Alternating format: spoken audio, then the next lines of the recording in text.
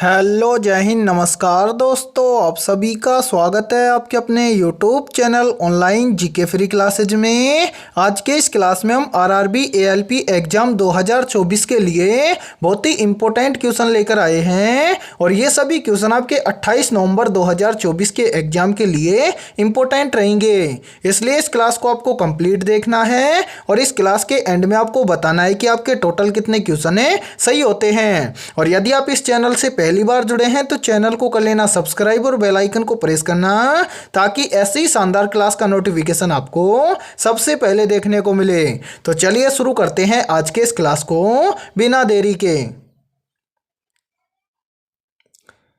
पहला प्रश्न है आप सभी के सामने, नीचे दी गई श्रृंखला श्रेणी में प्रश्नवाचक चिन्ह के स्थान पर कौन सी संख्या आएगी। यानी कि पहला प्रश्न आप सभी के सामने सीरीज से संबंधित प्रश्न दिया गया है और आपसे पूछा गया है कि इस प्रश्न चिन्ह के स्थान पर कौन सी संख्या आएगी। तो ऐसे प्रश्न को हम एग्जाम में कैसे सोल्व करेंगे, तो वो देखिए जब भी आपको सीरीज से संबंधित प्रश्न एग्जाम में दिया जाए तो आपको क्या करना है, सबसे पहले सीरीज को ध्यान से देखना है और ये पता लगाना है कि सीरीज में आपको क्या क्या दिया है। तो यहां पर देखिए सीरीज में हमें दिया गया है 2, 2 के बाद में 5, 5 के बाद में 12, 12 के बाद में 27, 27 के बाद में 58 और 58 के बाद में इस प्रश्न चिन्ह के स्थान पर क्या आएगा ये हमसे पूछा गया है। तो सोल्व करेंगे कैसे, तो वो देखिए सबसे पहले यहां पर देखिए कि यहाँ पर 2 से 5 कैसे बनेगा।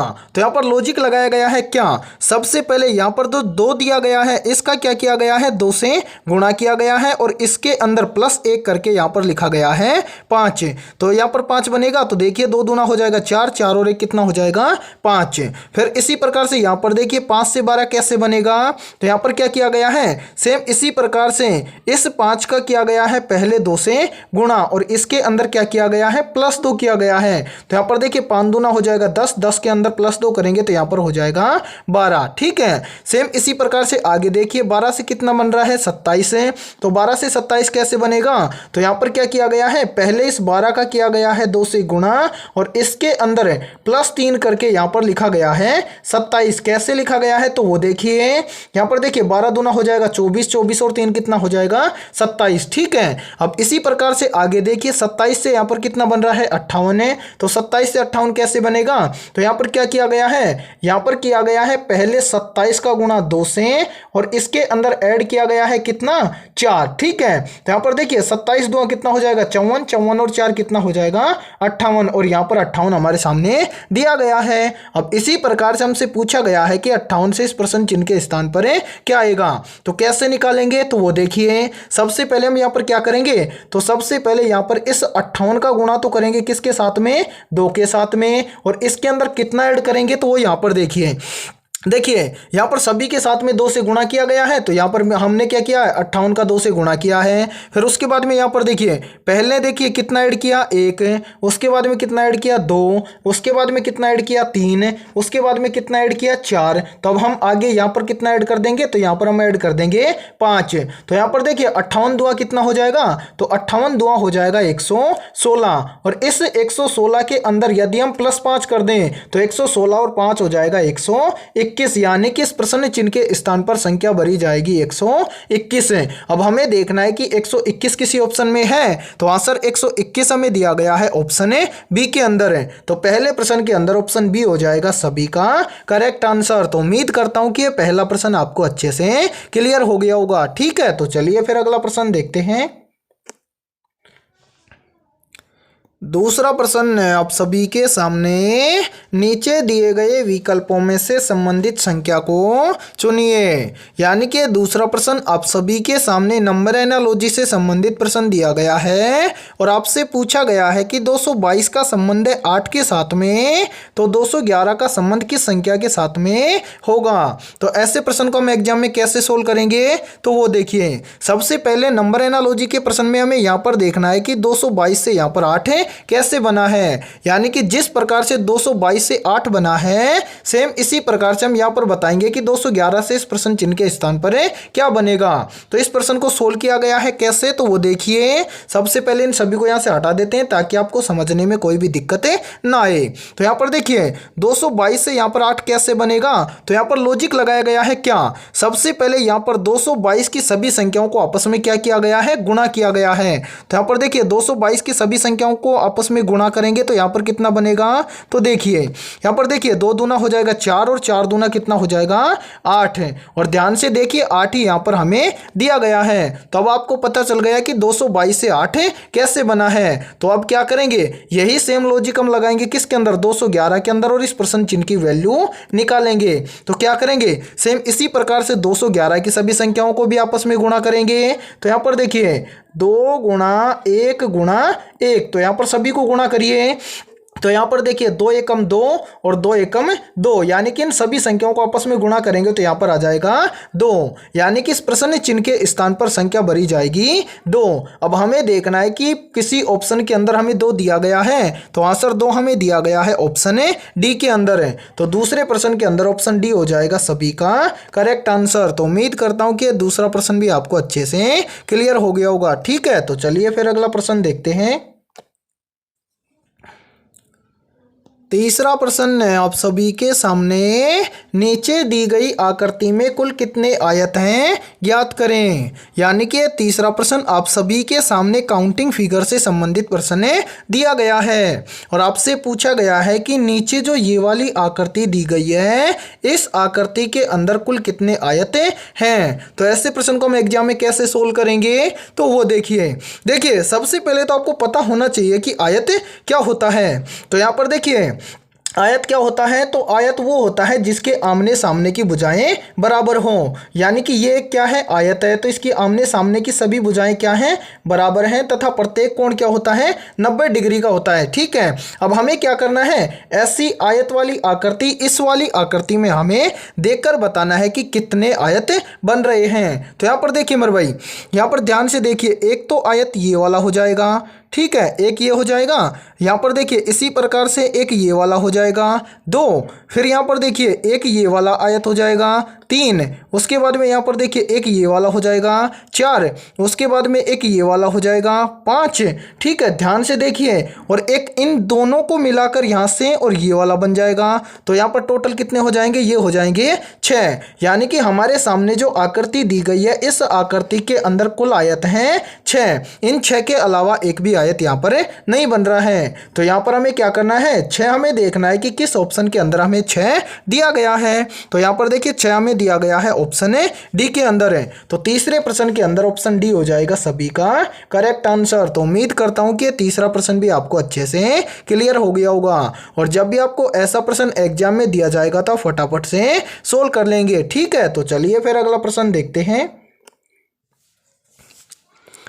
चौथा प्रश्न है आप सभी के सामने, निम्नलिखित प्रश्न में दिए गए विकल्पों में से विषम शब्द का चयन करें। यानी कि यहाँ पर इस चौथे प्रश्न के अंदर हमारे सामने यहाँ पर 4 विकल्प दिए गए हैं और हमसे पूछा गया है कि इन चारों विकल्पों में से विषम विकल्प कौन सा है। तो ऐसे प्रश्न को हम एग्जाम में कैसे सोल्व करेंगे, तो वो देखिए जब भी आपको ऐसा प्रश्न एग्जाम में दिया जाए तो आपको क्या करना है, यहाँ पर आपको 4 विकल्प दिए गए हैं और इन चारों विकल्पों में से क्या होंगे, 3 विकल्प तो किसी न किसी प्रकार से समान होंगे और एक विकल्प क्या होगा, उन 3 विकल्पों से अलग होगा, यानी कि विषम होगा। और उसी विषम विकल्प का हमें क्या करना है, चयन करना है। तो इसके लिए हम क्या करेंगे, यहाँ पर हमारे सामने 4 ऑप्शन दिए गए हैं, तो हम इन चारों ऑप्शंस को एक एक करके देखने वाले हैं। तो यहाँ पर देखिए ऑप्शन ए में हमें दिया गया है स्टूल। तो स्टूल क्या होता है, तो स्टूल एक फर्नीचर होता है। ऑप्शन बी में देखिए, ऑप्शन बी में दिया गया है मेज। तो मेज भी क्या होता है, एक फर्नीचर होता है।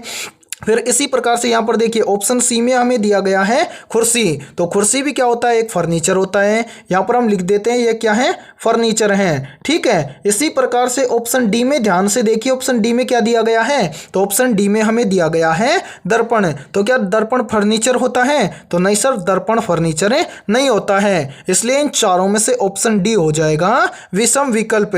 और आपसे पूछा गया है कि इन चारों में से विषम विकल्प कौन सा है, तो कौन सा होगा, तो यहाँ पर हो जाएगा ऑप्शन डी। ठीक है, तो उम्मीद करता हूं कि यह चौथा प्रश्न भी आपको अच्छे से क्लियर हो गया होगा, और जब भी आपको ऐसा प्रश्न एग्जाम में दिया जाएगा तो फटाफट से सोल्व कर लेंगे। ठीक है, तो चलिए फिर अगला प्रश्न देखते हैं। पांचवा प्रश्न है आप सभी के सामने। एक निश्चित कूट भाषा में IDC को 216 लिखा जाता है और JBH को 320 लिखा जाता है, तो उसी कूट भाषा में GOF को कैसे लिखा जाएगा? यानी कि ये पांचवा प्रश्न आप सभी के सामने कोडिंग डिकोडिंग से संबंधित प्रश्न दिया गया है। तो ऐसे प्रश्न को आप एग्जाम में कैसे सोल्व करेंगे, तो वो देखिए। सबसे पहले आपको क्या करना है, सबसे पहले आपको यहां पर पता लगाना है कि IDC बराबर यहां पर 216 कैसे लिखा गया है। ठीक है, फिर सेम इसी प्रकार से आगे आपको यहां पर पता लगाना है कि JBH बराबर यहां पर 320 कैसे लिखा गया है। ठीक है, उसके बाद में हम यहां पर बताएंगे कि GOF को क्या लिखा जाएगा या फिर कैसे लिखा जाएगा। ठीक है, तो यहां पर हमें क्या करना है, सबसे पहले तो यहां पर पता लगाना है कि IDC से यहां पर 216 कैसे बनेगा। फिर हमें यहां पर पता लगाना है कि JBH बराबर यहां पर 320 कैसे बनेगा। तो क्या करेंगे, सबसे पहले जब भी आपको ऐसा प्रश्न एग्जाम में दिया जाता है तो क्या करना है, जितने भी अल्फाबेट लेटर दिए जाएं उन सभी का क्या करना है, नंबरिंग करना है। जैसे यहां पर अल्फाबेट लेटर हैं तो इनका हम नंबरिंग करेंगे, उसके बाद में यहां पर अल्फाबेट लेटर हैं तो इनका हम क्या करेंगे, नंबरिंग करेंगे। ठीक है, फिर यहां पर देखिए मेरे भाई, सबसे पहले तो क्या करते हैं, इन सभी का यहां पर नंबरिंग करते हैं। तो यहां पर देखिए I का नंबर होता है 9, फिर क्या है D का नंबर होता है 4, और फिर क्या है C का नंबर होता है 3। अब यहाँ पर 943 से यहाँ पर 216 कैसे बनेगा, तो यहाँ पर क्या किया गया है, सबसे पहले इन तीनों संख्याओं को आपस में गुणा किया गया है। तो यहाँ पर देखिए तीनों संख्याओं को आपस में गुणा करेंगे तो यहाँ पर देखिए 9 चौक कितना हो जाएगा 36 है, और 36 का गुणा 3 के साथ में करेंगे तो यहाँ पर कितना आ जाएगा, यहाँ पर आ जाएगा 108। ठीक है, और फिर 108 से 216 कैसे बनेगा, तो यहाँ पर क्या किया गया है, इस 108 का 2 से गुणा किया गया है। तो 108 का 2 गुना कितना होता है, तो 108 का 2 गुना होता है 216, और 216 में यहाँ पर दिया गया है। अब इसी प्रकार से हम क्या करेंगे, यहाँ पर देखते हैं कि JBH से यहाँ पर 320 सेम इसी प्रकार से लिखा गया है क्या। तो क्या करेंगे, सबसे पहले इन सभी अल्फाबेट लेटर का नंबरिंग करेंगे। तो यहाँ पर देखिए J का नंबर होता है 10, B का नंबर होता है 2, और H का नंबर होता है 8। तो यहाँ पर हम लिख देंगे 8। ठीक है, अब इन सभी को हम क्या करेंगे, गुणा करेंगे। तो यहाँ पर देखिए 10 दुआ कितना हो जाएगा 20, और 20 का 8 से गुणा करेंगे तो यहाँ पर कितना आ जाएगा, यहाँ पर आ जाएगा 160। ठीक है, अब क्या करेंगे, इस 160 का मल्टीप्लाई कर देंगे किसके साथ में, 2 के साथ में। तो 160 का 2 गुना कितना होता है, तो 160 का 2 गुना होता है 320, और ध्यान से देखिए 320 यहाँ पर हमारे सामने दिया गया है। ठीक है, तो अब आप आसानी से बता सकते हैं कि GOF बराबर क्या लिखा जाएगा। तो हाँ सर, बिल्कुल बता सकते हैं। तो सोल्व करेंगे, उसके लिए इन सभी को यहाँ से थोड़ा सा हटा देते हैं ताकि आपको समझने में कोई भी दिक्कत ना आए। तो यहाँ पर देखिए मेरे भाई, यहाँ पर हम क्या करेंगे, सबसे पहले यहाँ पर हमें दिया गया है G, उसके बाद में O, फिर दिया गया है F। अब इसके बराबर में क्या लिखा जाएगा तो वो ज्ञात करेंगे कैसे। तो यहाँ पर हम क्या करेंगे, सबसे पहले यहाँ पर इन सभी अल्फाबेट लेटर का नंबरिंग करेंगे। तो यहाँ पर देखिए G का नंबर होता है 7, O का नंबर होता है 15, और F का नंबर होता है 6। अब हम क्या करेंगे, इन सभी संख्याओं को आपस में गुणा कर देंगे। तो यहाँ पर देखिए 15 7 हो जाएगा कितना, यानी कि 15 7 हो जाएगा 105, और 105 का गुणा 6 के साथ में करेंगे तो यहाँ पर कितना आ जाएगा, तो यहाँ पर आ जाएगा 630। ठीक है, अब हम क्या करेंगे, सभी का गुणा 2 के साथ में किया गया था तो यहाँ पर 630 का भी हम गुणा कर देंगे 2 के साथ में। तो 630 का 2 गुना कितना होता है, तो 630 का 2 गुना होता है 1260, यानी कि GOF बराबर लिखा जाएगा 1260। अब हमें देखना है कि 1260 किसी ऑप्शन में है, तो हाँ सर 1260 हमें दिया गया है ऑप्शन ए के अंदर है। तो पांचवें प्रश्न के अंदर ऑप्शन ए हो जाएगा सभी का करेक्ट आंसर। तो उम्मीद करता हूं कि पांचवा प्रश्न भी आपको अच्छे से क्लियर हो गया होगा। ठीक है, तो आज की इस क्लास में इतना ही। यदि ये क्लास आपको पसंद आई है तो जल्दी से एक बार इस क्लास को लाइक कर दीजिए, और यदि आप इस चैनल से पहली बार जुड़े हैं तो चैनल को कर लेना सब्सक्राइब और बेल आइकन को प्रेस करना, ताकि ऐसे ही शानदार क्लास का नोटिफिकेशन आपको सबसे पहले देखने को मिले।